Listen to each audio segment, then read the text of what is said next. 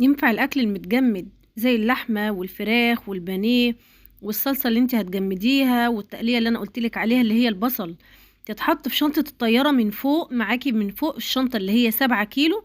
ده السؤال ده جالي اكتر من مرة، وحبيت ان انا افيد اخواتي. ايه الحاجات الممنوعة عليكي ان انت تاخديها معاكي في شنطة الطيارة من فوق، وايه الحاجات اللي مسموحة ليكي ان انت تاخديها، وكمان الشنطة الكبيرة وزنها كام كيلو. بس قبل ما ابدأ الفيديو بتاعي حابين كده نصلي على النبي. اللهم صلي وسلم وبارك على حبيبي وشفيعي سيدنا محمد صلى الله عليه وسلم. وما ننساش اللايك والاشتراك في القناة لو لسه ما اشتركناش. بحبكم في الله يا اجمل اخوات. كل عام وحضراتكم بألف خير. رمضان كريم ويعودها عليكم الايام بخير كده يا رب. وربنا يكتبها لنا جميعا زيارة بيت الله الحرام عاجلا غير آجلا يا رب، اللهم امين. مبدئيا كده يا بنات، وزن الشنطة. وزن الشنطة الكبيرة اللي هتكون معاكي في بطن الطيارة 23 كيلو. أما الشنطة اللي هتكون معاكي في الطيارة من فوق وزنها 7 كيلو. ومعاكي كمان شنطة كتف تقدر تحطي فيها الباسبور، تليفون، ورقة الأذكار، المسبحة، كتاب صغير تقرأي فيه الأدعية، كل الحاجات اللي هي الرفايع دي. جرعة الأدوية بتاعتك تاخديها في شنطة الكتف بتاعتك. أما الشنطة ال7 كيلو فدي هيبقى فيها ايه مراوضة؟ لو معاكي لبس زيادة باقي من الشنطة الكبيرة بتحطي فيها اللبس. طيب احنا دلوقتي هنكون على سفر وهيكون معانا اكل، تقدري تحطي فيها الاكل المستوي، هتغلفيه كويس جدا جدا جدا بس بعيدا عن ورق السلوفان. خلي بالك من النقطة دي، لان في اخت بعتت لي رسالة وقالت لي يا مراوضة اتأخرنا كتير جدا جدا بسبب التفتيش وتعرضنا للتفتيش بسبب ان الورق الفويل بقى يتحط على الاجهزة يدي انذارات كده، والحمد لله عدت على خير. فانصحي الاخوات مش عارفه اقول لكم خدوه في ايه، بس في علب في اي حاجه، احنا يعني شطار وبنعرف نتصرف. ففكروا كده بفكره حلوه تشيلي فيها الاكل بتاعك بعيد عن ورق السلوفان او ورق الالومنيوم او ورق القصدير، اي مسمى هو عندك. فخلي بالك منه في المطار علشان بيدي جهاز كده، يعني بيدي انذار في الاجهزه بتاعه التفتيش. طيب دلوقتي ايه اللي هاخده معايا؟ طيب في الشنطه اللي هي ال7 كيلو في الطياره من فوق، ما هي 7 كيلو، بالتالي اول حاجه لازم تختاريها الشنطه بتاعتك تكون خفيفه. لو هتاخديها شنطه بعجل اختاري النوعيه بتاعتها، الماتيريال بتاعتها كده تكون البلاستيك خفيفه.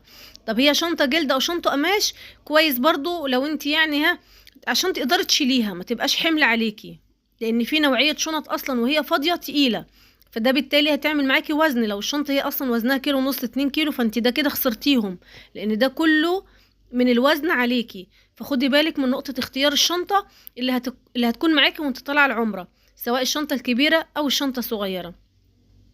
طيب ايه اللي هيكون معايا بقى في الشنطه الكبيره ال 23 كيلو لو انا طالعه فرد لوحدي؟ هتاخدي فيها الاكل، الخضار، اللحوم المجمده طبعا هتغلفيها كويس جدا جدا جدا، وتحافظي على ان هي ما تفكش معاكي، وخصوصا لو انت رايحه على المدينه المنوره الاول، لان انت يعني هتطلعي من سفر هتدخلي في سفر تاني اكبر، يعني سواء الطياره او المطار او بتتاخري بس في المطار، مجرد اجراءات مش اكتر، مش ان انت مثلا راكبه حاجه او كده، لا.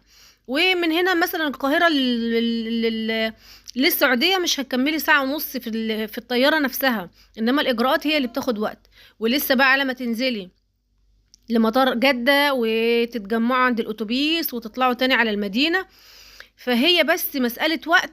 وتحافظي على الحاجة بتاعتك كويس، جمديها، خلصي الاكل بتاعك قبل ما تسافري ب3 ايام ولا 4، ولفيه كويس جدا جدا وحطيه في الفريزر يتجمد، فاهمه انت؟ يبقى كتله كده كبيره، مش يتجمد ليله وخلاص يعني قرب على وشك ان هو يفك.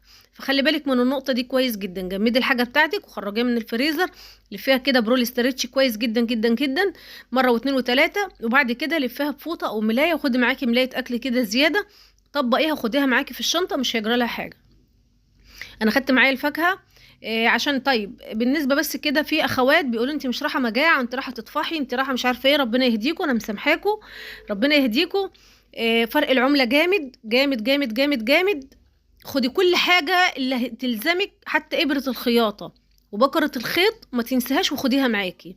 علبه دبابيس ب5 جنيه هنا ومش مكمله حاجه، هتروحي هناك هتشتريها ب50 جنيه وب60 جنيه.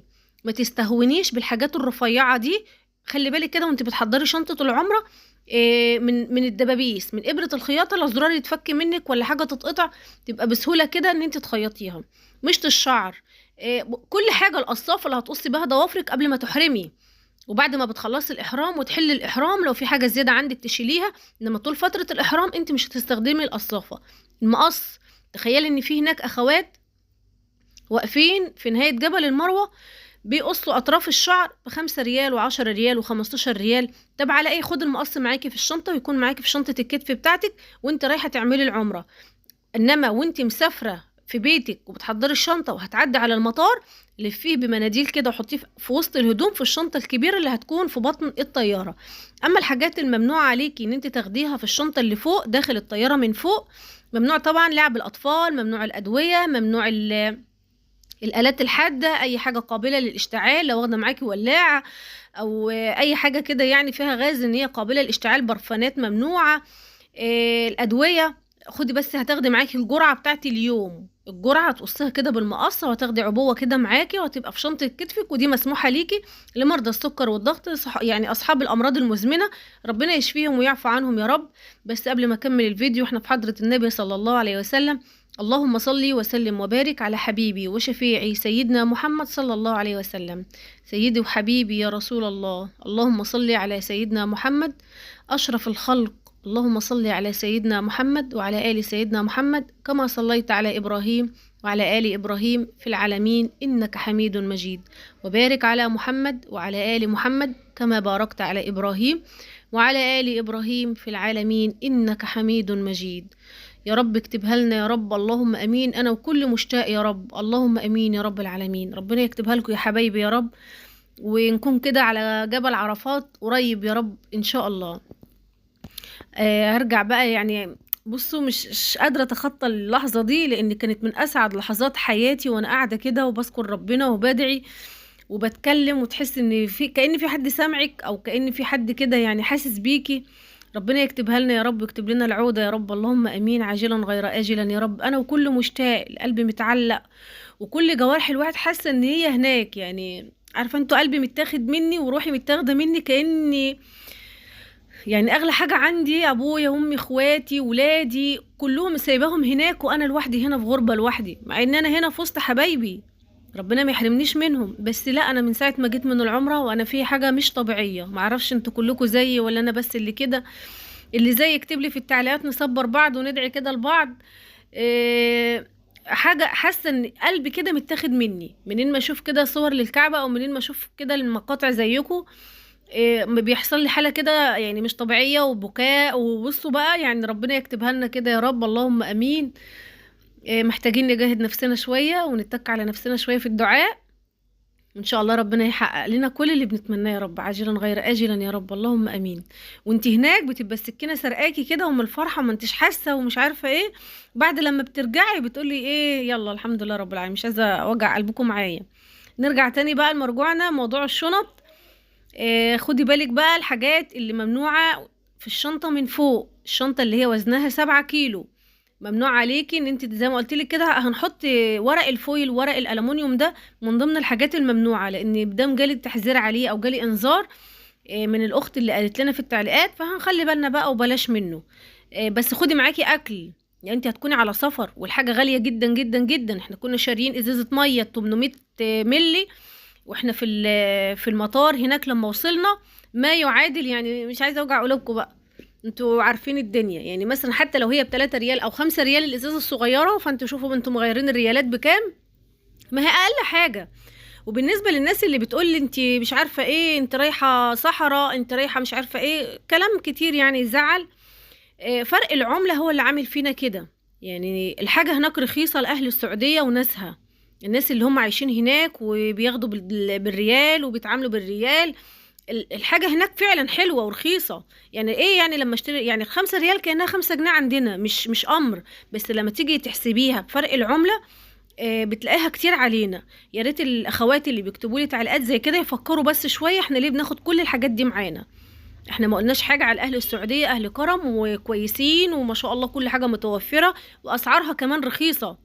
يعني لما تلاقي عباية ب30 ريال ولا ب35 ريال، كنت جايباها اللي هي الجلاليب الفسكوز وعليها شغل وحلوة، يعني ما يعد زي 35 جنيه عندنا بالنسبة ليهم هم. إنما بالنسبة لنا إحنا لما نيجي نحسب كده فرق العملة، يعني ربنا يرحمنا برحمته ويرخي كده الأسعار ويهدي الحال، اللهم أمين، ويبعد الغلاء والوباء والأمراض ويشفي كل مريض ويعافي كل مبتلى يا رب، اللهم أمين. هرجع تاني لموضوع الشنط. ايه اللي هتاخديه معاكي؟ طب في الشنطة الكبيرة اللي هتكون داخل الطيارة، دي هتكون في بطن الطيارة، الشنطة 23 كيلو، ولازم تكون شنطة واحدة. علشان بيحط عليها التيكت، بيحط عليها الوزن، بيحط عليها ورق كده انت بتشوفيه يعني كده.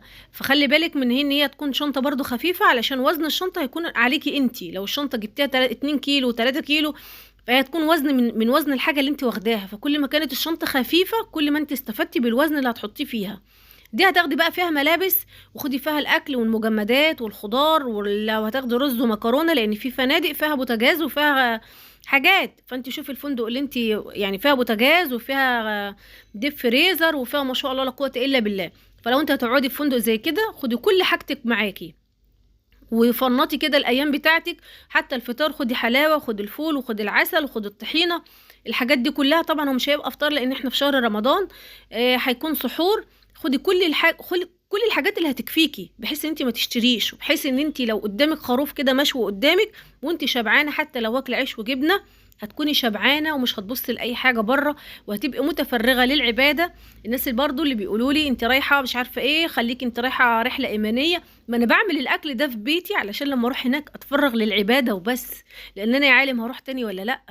ففضي نفسك، اتعبي شويه هنا في بلدك، سواء في المغرب، الجزائر، مصر، كل حبايب على راسي من فوق، ولكن ترتاحي هناك، ترتاحي وانت عند الحبيب المصطفى صلى الله عليه وسلم. صلوا عليه وسلموا تسليما، اللهم صل وسلم وبارك عليك يا حبيبي يا رسول الله.